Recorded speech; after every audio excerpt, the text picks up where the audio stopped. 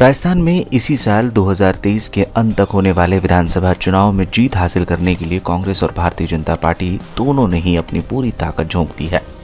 प्रदेश के राजनीतिक इतिहास को देखें तो इस राज्य में आज तक जनता ने एक पार्टी की सरकार को लगातार दूसरा मौका नहीं दिया है। अगर इस बार कांग्रेस की जीत होती है तो राजस्थान की पिछले 30 सालों से चली आ रही परंपरा भी बदल जाएगी। हालांकि राज्य में जीत दर्ज करने के लिए कांग्रेस को अभी कई चुनौतियों का सामना करना पड़ेगा। अब तक पार्टी के पास सबसे बड़ी चुनौती कांग्रेस के दो कद्दावर नेता अशोक गहलोत, सचिन पायलट के बीच सुलह करवाना था। दरअसल पिछले चुनाव के बाद से ही राजस्थान में कांग्रेस के अंदर दो खेमे हो गए थे। बीते 5 सालों में पार्टी को राजस्थान में कई बार बगावत देखनी पड़ी। एक बार तो मामला अदालत की चौखट तक पहुंच गया था। लेकिन कुछ महीने पहले ही कांग्रेस महासचिव के.सी. वेणुगोपाल ने राजस्थान के दोनों नेताओं से मुलाकात कर दोनों की सुलह कराई थी।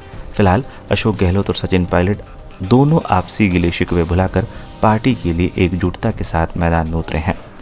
अब भले ही कांग्रेस की अंतरिम कलह पर फुल स्टॉप लग गया हो, लेकिन इस साल होने वाले चुनाव में जीत दर्ज करने के लिए पार्टी की चुनौतियां खत्म नहीं हुई हैं। चुनाव से पहले राज्य में होने वाले तमाम सर्वे और उनके परिणाम बताते हैं कि भारतीय जनता पार्टी और कांग्रेस दोनों ही पार्टियों के बीच कांटे की टक्कर हो सकती है। तो आइए जानते हैं वो मुद्दे जो कांग्रेस के लिए बड़ी चुनौती बन सकते हैं।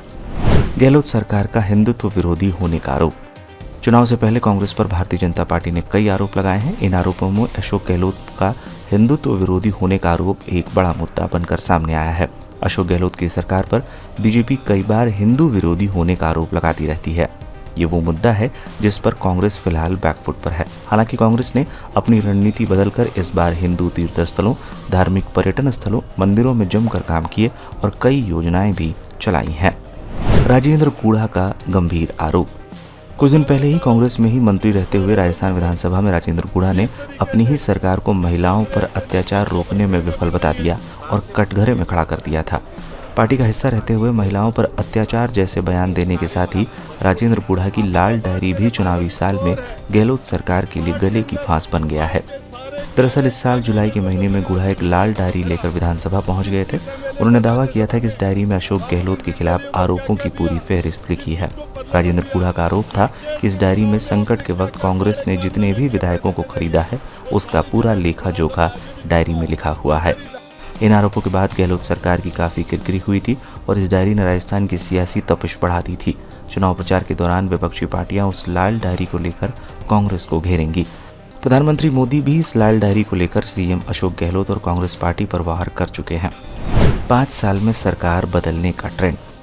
पिछले 30 साल से चले आ रहे राजस्थान के एक कार्यकाल के बाद सरकार बदलने की इस ट्रेंड को तोड़ना भी कांग्रेस के लिए किसी चुनौती से कम नहीं है। ज़्यादातर लोगों को उम्मीद है कि इस बार राज्य में सरकार बदलने की परंपरा के अनुसार बीजेपी की जीत होगी। ऐसे में अब कांग्रेस को चुनाव प्रचार के दौरान जनता को ज़्यादा विश्वास दिलाना होगा कि उनकी सरकार बीजेपी से बेहतर क्यों है।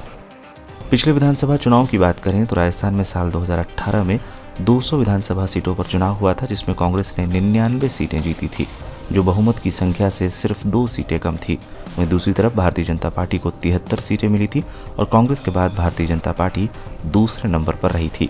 राज्य में किसी भी पार्टी को बहुमत से जीत हासिल करनी है तो कम से कम 101 सीटें अपनी नाम करनी होंगी।